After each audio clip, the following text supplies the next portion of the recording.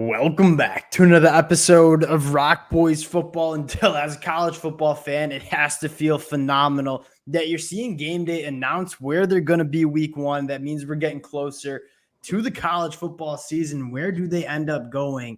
They go to College Station. Dill, this has been a game that we've been really hyping up over the last couple of weeks and months. Kind of been one of those games that you had circled right when you saw the 2024 schedule get released.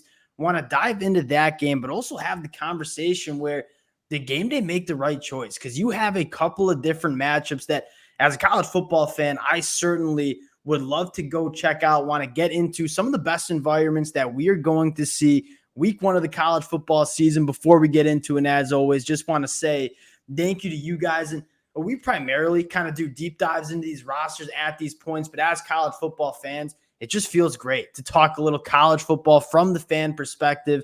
Fired up to get into it. If y'all do enjoy the content, consider subscribing to the channel. Much more importantly, would love to hear from you guys in the comments section where you would be heading week one if you could pick any of these game day environments. I know the Florida Miami fans are certainly going to have a say in that one. And Dill, without further ado, let's start off with that question. You're a college football fan. You got a little change in your pocket. You can go anywhere you want to go week one. Where are you going in this week one college football slate? I think they got it right. I think it is Notre Dame, Texas A&M, and I think a big part of it, to me, frankly, is like the novelty of it. I mean, these are two like absolute titans of college football, big time programs, fan bases, all the things you want and like out of college football. You just will probably never really get to see them a whole lot in your lifetime. So again, when you got a chance to see Notre Dame, Texas A&M play each other, I love that novelty. I love that newness. That's where I'd probably go. I don't think you give anything in terms of what Kyle Field's going to be doing. I mean, it's going to be an unbelievable. That might be the best environment that you see week one. And that's not even a shot at the Swamp, where that's going to be absolutely rocking too. In my personal pick, and you're asking me where I want to go, but let's get into this Notre Dame, Texas A&M game a little bit more. Yes, the novelty is extremely exciting about this matchup, but there's a couple different other storylines that really fire you up. One, the Mike Elko era beginning in College Station, that is going to be really getting the job. I mean, we've talked with a lot of Texas A&M fans. They are fired up about Mike Elko taking over. And they have a good team. It doesn't feel like a team that's going to roll out there and you hope to win 5 games. I mean, this is a team, if things go right, you kind of hope you're playing for a college spot in the college football playoff. And that's probably the second thing that most intrigues you. We've talked about this matchup in the past, and we kind of say, you look at both of these program schedules, and whoever wins this game week one, kind of off to the races in terms of really helping their chances at making a college football playoff run. And on top of that, Dill, this is probably going to be one of the most competitive games that we see. I mean, you look at the line according to DraftKings right here, 1.5. I mean, this is essentially a pick 'em in College Station. You talk about kind of checking all of those boxes, rowdy environment, a novelty of the sport, and then most importantly, it's going to be a phenomenal game. I certainly do not blame College Game Day for making that choice. It's got the dramatics. Like, this is a huge game from Notre Dame and Marcus Freeman, especially because I think you look at Marcus Freeman's tenure, if you're objectively looking, he's been really good there. He's recruited really well. They play really good football, but he really hasn't gotten that huge win, I don't think. USC was a big win last year, but USC was down a little bit, unfortunately. He just hasn't gotten that huge win. Had a chance against Ohio State, a really good chance, I'd say, against Ohio State to do it. And I think if he gets this type of win where everyone's watching in it, I think it changes the perception of what Marcus Freeman's been, because I think he's looked at too kind of low, if you will, based on his performance, because he hasn't gotten that game. Yeah, 100%. I think a lot of college football fans understand that Marcus Freeman is a great young coach, but you're absolutely right. One of the things that's missing from his resume, culture, check. Recruiting, talent acquisition, certainly a check. I mean, consistent good football teams, that's a check. But winning those marquee matchups, hasn't really done it yet. I mean, he's done it a few times, but this certainly would kind of put a stamp on Notre Dame, Marcus Freeman, that era kind of going off to a good start. Now, the second game that I would go to, and this is my personal opinion as a college football fan, and I am not knocking any college football fan that's choosing Kyle Field. It's on my bucket list. I'm going to the Swamp. And I think partially because it is going to be, one, a phenomenal environment, another one of those best environments in college football. But then you look at the rivalry. You talk about what makes college football so great, though. We did a roster breakdown, I believe, in the middle of the March with Florida Miami. And those fans absolutely went at it in the comment section. Two phenomenal fan bases. It's a rivalry, but more important, you kind of get that ACC SEC matchup where you kind of can start stacking those conferences a little bit. Ben Hill Griffin Stadium, the Swamp, that's probably where I would go, and I'm certainly fired up for that matchup.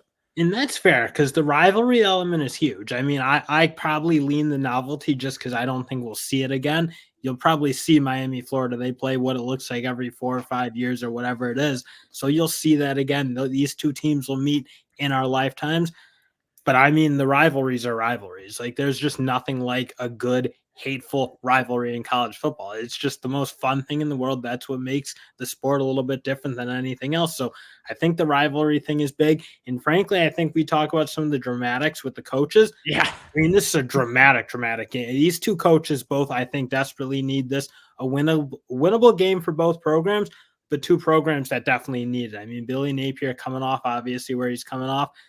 In Mario Cristobal, kind of same thing, where you've been a little bit disappointed with the results on the field. Recruiting's going well. Energy's kind of in both programs, but they both kind of need a big year. It feels like this year, else the seat's going to get a little warm for either of these coaches. 100% whoever wins that game, or I guess I should say whoever loses that game, the chatter about the head coaching change is certainly going to pick up, right? It's already there in the Swamp. I think there are some Miami fans that have been in the comments saying, hey, we don't trust Mario to win these kind of games too. And you look at it from a Miami Hurricane standpoint, this is the year. Like, Miami's clearly pushed their chips into the middle of the table, wants to be a bona fide college football playoff contender.